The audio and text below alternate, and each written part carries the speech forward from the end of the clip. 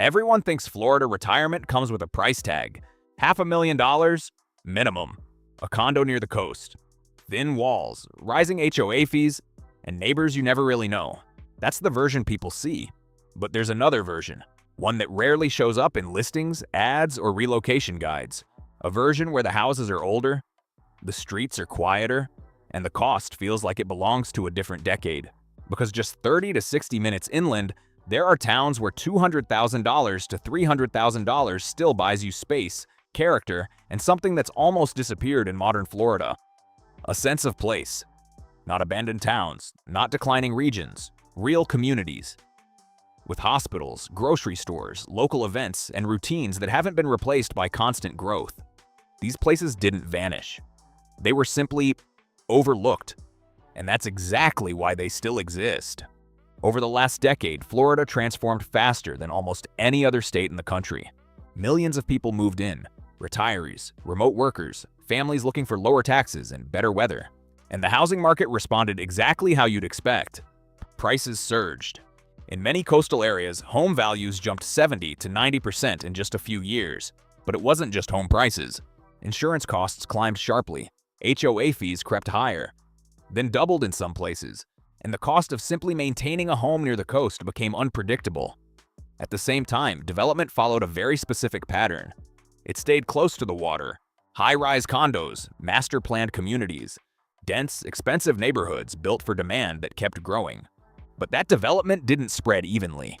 It concentrated along the coastline and stopped, which created a divide, a narrow, highly developed coastal strip, and a much larger inland region that never experienced the same pressure. That gap is where these towns exist. Places that didn't get rebuilt, didn't get overdeveloped, and didn't get repriced at the same speed. And when you start looking at them closely, a pattern begins to form. 1. DeFuniak Springs. At first glance, it doesn't feel like Florida at all.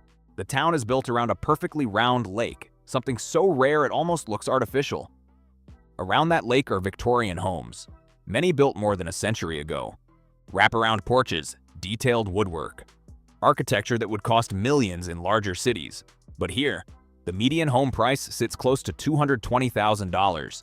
The reason goes back to history. This was once a seasonal retreat for wealthy intellectuals in the late 1800s. They built something refined, something intentional, then they left. And instead of being redeveloped, the town was preserved. Not by design, but by neglect. Palatka, a river town that used to matter. In the 19th century, it was a destination. Steamboats brought visitors down the St. Johns River to stay in grand hotels. But when transportation shifted further south, tourism followed, and Palatka was left behind. What remains is something unusual. Waterfront property, still relatively affordable. Historic homes, still standing. A downtown that never got replaced by modern development. And now, slowly, something is changing. New businesses are opening, murals are appearing. You can feel early signs of reinvestment. Not a boom, not yet, but movement. 3. Inverness. Inverness tells a different story. It wasn't forgotten. It was built around a different idea of living. This is a town designed for movement and simplicity. A 46-mile biking trail runs directly through it. Lakes connect neighborhoods. Some areas are structured around golf cart access instead of cars. The pace here is intentional, slower, but not stagnant. And importantly, healthcare infrastructure is located inside the town itself. Not an hour away. For retirees, that single detail changes everything. Median home prices stay near $240,000. But the real value is in how livable the town actually is. 4. Sebring. Sebring feels even more deliberate. Its entire layout is built around a central circular park, with streets radiating outward in symmetry. It's unusual, but it works. The town has already transitioned into what many retirees are looking for. Stable population, established services, a large community of people living the same lifestyle. Homes here still hover near the low $200,000 range. And unlike rapidly growing areas, Sebring doesn't feel like it's trying to become something else. It already is what it is. 5. Mount Dora. Mount Dora isn't the cheapest town on this list, but it's important for a different reason. It shows what happens when discovery begins. Walkable streets, historic charm, a strong local culture, and because of that, prices are already rising faster than nearby towns. It's a preview, a glimpse of what happens when overlooked places stop being overlooked. 6. Arcadia. Arcadia shifts the tone completely. This doesn't feel like the Florida most people imagine. It feels rural, working, grounded in something older. Cattle ranches surround the area. Pickup trucks outnumber luxury vehicles. The local economy isn't built on tourism, it's built on function. Median home prices approach $290,000. But what you're really buying here isn't just a house. It's a different environment entirely. Less polished, less curated, and for some people, more real. 7. Quincy. Quincy has one of the strangest financial histories in the country.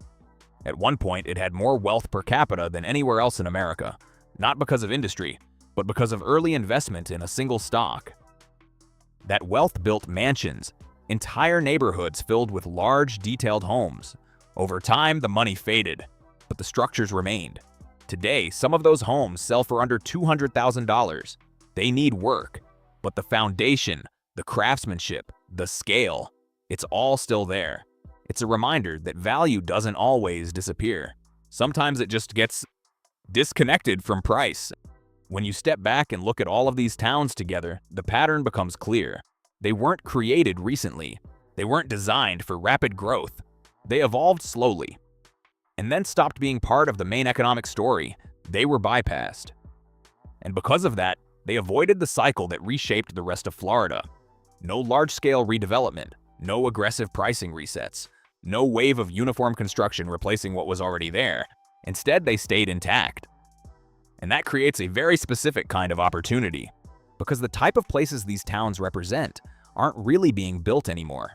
Walkable small towns, historic homes with character, communities that formed naturally over time.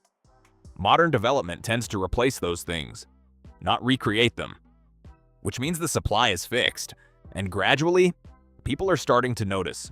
The question now isn't whether these places are affordable, it's whether they'll stay that way, because the same forces that pushed people into Florida in the first place are evolving.